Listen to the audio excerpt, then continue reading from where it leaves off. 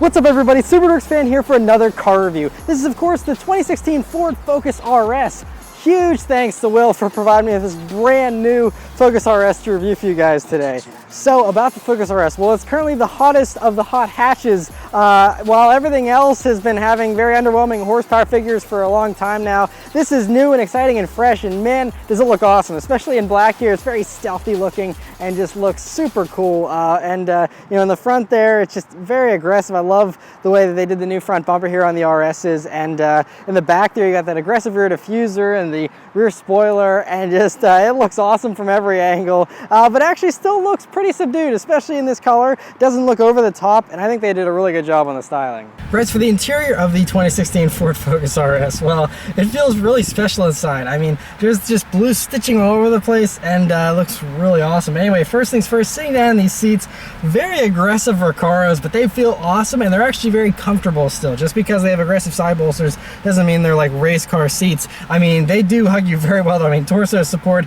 is pretty snug even for a thin guy like myself, but there is some wiggle room here to allow for other body types. Thigh bolsters are also nice and tall and really hug you in well, but again, it's still very comfortable. The only odd thing is the seat is angled in such a way, and it can't be adjusted too much, but it's angled in such a way so that your legs are pointing like upwards. So whenever you're pushing in the clutch, it puts a little more pressure on the bottom part of your leg, but you know, that's something I'm sure you can get used to after driving a little bit. Next is the steering wheel in the Focus RS, which is really great. Flat bottom, really cool looking with the blue stitching again, and a really perfect 9-3 grip, honestly. Nice 10-2 notches, and it's a smaller wheel too, which is nice. It feels really good, and you know, you have your basic buttons like you'd find in any other Focus on it, and it looks really great, and I love the way it feels. Next is the gauges in the Focus RS, which are, you know, pretty standard gauges. They do you know, read a little bit higher there with the speedometer goes up to 180, since this car will do 165 miles per hour.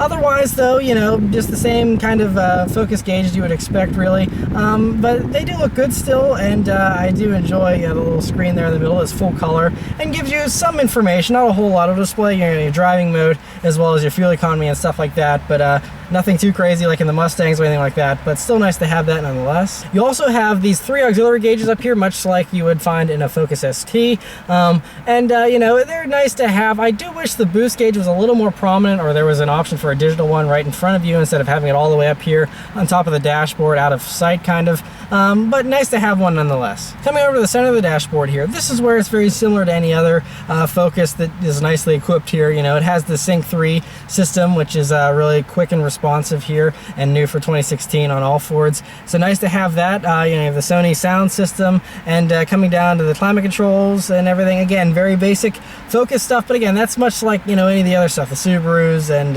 Volkswagens, all that kind of stuff, all share a very similar switchgear, you know, with their cheaper counterparts, but you're paying for the performance here, not for a luxurious interior. But it's still really great. I mean, you know, you have automatic climate control, a nice little screen to display it there, and you know, all the buttons and stuff feel good enough. The shifter in the Focus RS is really nice, 6-speed manual here, and the actual shift knob is weighted very nicely as well, which gives you very, very satisfying feeling throws here, and gates are all very well defined, and just feels really nice so far. As far as storage space in the Focus RS, much like any other Focus, you have a nice large bottle holder here and a map pocket in the door.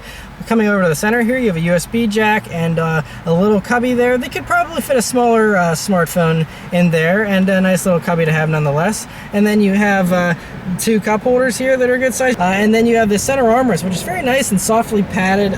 Feels really great to rest your elbow on. And you open that up, and there's a 2-tier thing. There's a little coin tray on top, and then below there you have a good amount of storage space. You also have a USB jack and a power outlet, and you know, not a ton of space in there, but you know, good enough to store a few knickknacks. Backseat space in the Focus RS, again, much like any other Ford Focus hatch.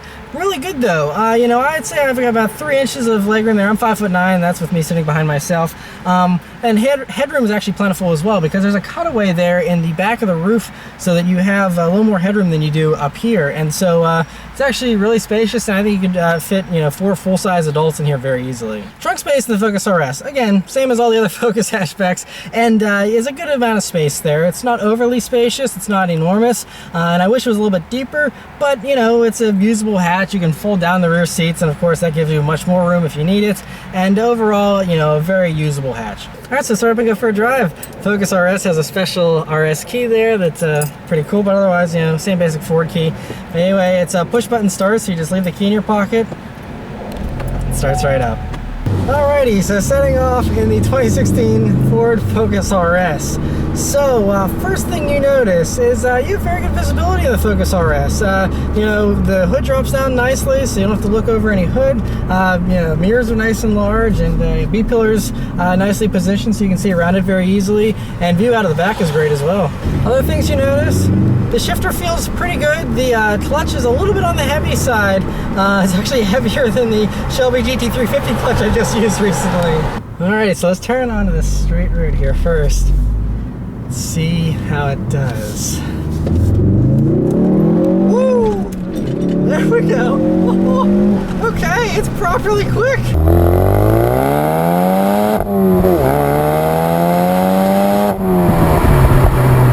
So, the Ford Focus RS here, 350 horsepower, 350 pound-feet of torque from this 2.3-liter EcoBoost engine. It's the same turbo 4 that's in the Mustang, but in this it has different internals, a different turbo, better intercooler, and so because of that, that's why it has the additional power over the EcoBoost Mustang, and it feels strong. So 0 to 60 time in these is about 4.7 seconds with, of course, launch control and all that awesome stuff. And so, like I said, it'll do 165 miles per hour top speed too. So it's a serious performer, but you can feel whenever you like let off the gas, you can see the camera. It like lurches forward because it's just so aggressive. And you get a nice little burp from the exhaust as well whenever it does that. Sounds good too. Sounds similar to the EcoBoost Mustang. You can tell they're also piping in some stuff, I believe, through the speakers, but it almost sounds good. To me, the more sound, the better. I'm not against it, so yeah, I think it sounds pretty cool. Other acceleration, because why not? Ooh, rips. Yeah, this thing, it's fun. It does sound really muscular though still. It sounds less like a hot hatch, honestly. It's just so muscular. Oh man, you can hear those crackles. You just hover between 3,000 and 4,000 RPMs and give it a little gas and let off, and you get awesome crackles here in the sport mode, which is always appreciated. I think every performance car should have that. I don't know, it just adds more drama and more fun to me. One thing though, these are fairly smooth roads, but I can certainly feel every little bump in the road as well. So as we go over some bumps there.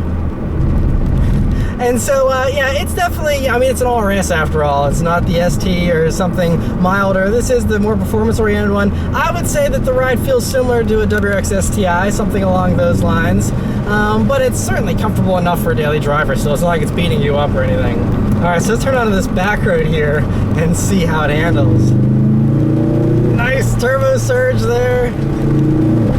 Oh man, that exhaust, that's a winner right there.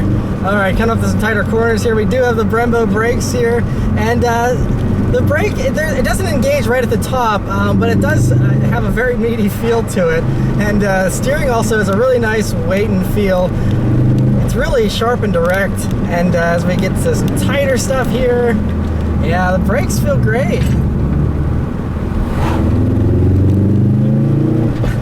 And of course, with the all-wheel drive system, it's so sure-footed, you don't have any problems there whatsoever. This thing sounds like a rally car, like a proper rally car with that exhaust. It's impressive how it handles though. There is a tiny bit of lean in the body, and you know, it doesn't feel 100% flat, but it adds to the fun, I think, honestly, because it's still, I mean, it's sticking, trust me. Even though we only have 235 wide tires all around, they are Michelin Pilot Super Sports, so they're not the type to just give up pretty easily. So we have plenty of grip here, just a little bit of lean, which I kind of like. Another acceleration. It just rockets. Yes, sir. This thing is a riot. The boost comes on very progressively and very predictably, so it's very even in its delivery. It's not like you have any kind of severe turbo lag. I mean, you just have a gradual surge. You know, once you hit 3 grand, that gets a little bit stronger, but it's it almost feels naturally aspirated with how the turbo comes on so progressively. It's nice. Other things to note: throttle response is really spot on, nice and sharp. And everything about this car, you just feel very in tune to the driving experience. Like, you know, I recently just reviewed the 2017 WRX, and that felt a tad disconnected. It's a little soft in some ways, and this, it's like, I mean, obviously this is an RS. This is one step up. It's not fair to compare it to a standard WRX, but it's this, you can just tell how much sharper this is, and it does remind me of the sharpness that the STI had that I reviewed, the 2 of them that I've reviewed in the past, and yeah, it's just, Ford's done a really good job. And the fact that you can enjoy it in all 4 seasons is great too. If you live in a snowy place, being able to have this kind of grip and stuff, even whenever the conditions are less than ideal, would just be really, really sweet. Checking it into a corner here, and it grips so well, and it's so fun about it too. It's so fun to just throw into a corner and drive it a little bit rough. It loves it. Do a second gear pull.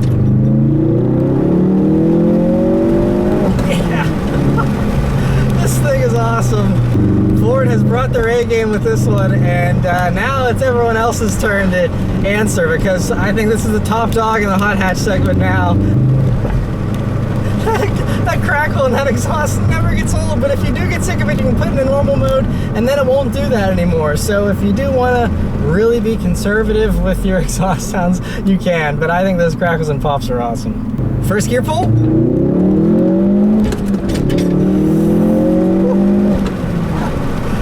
Man, it almost, you know, the funny thing is, this kind of actually sounds like the EJ motor in the STI. Whenever you're full bore like that, it sounds really, really awesome. I love it. Here we go. Yeah! Woo! And then these nice Brembo brakes bring it down to a stop quickly. You need them in this car, because it's great how you can accelerate, but you can stop just as fast. Out on the highway here, it is, you know, again, you definitely feel every little thing in the road. So some people are going to love that. If you want a really raw experience, you'll love it. I mean, maybe if you were driving 5 hours on the highway, it'd get a little bit tiring, but I'm really nitpicking here. I mean, you don't buy this car to just cruise around, and you drive it to have fun on back roads, and for that, it is a 10 out of 10, I think. What a car. And I mean, what a car at this price too. I mean, you know, these start at like $36,500, and really a heck of a bargain. So yeah, anyone wondering about how the Focus RS is in a normal back road setting, it is amazing. It is tons of fun. I think it'd be a great daily driver, and I would certainly recommend it, especially if you want something different than, you know, all the other Evos and STIs and Golf Rs and stuff out there. This is really exciting, a heck of a car at the price, or at any price, just a ton of fun. So yeah, but anyway, thank you guys very much for watching. Huge thanks once again to Will for allowing me to review his brand new Focus RS. He just got it broken in. We got it just barely over 1,000 miles on this thing. So huge thanks to him. Thank you guys very much for watching. I'll see you next time. Take care.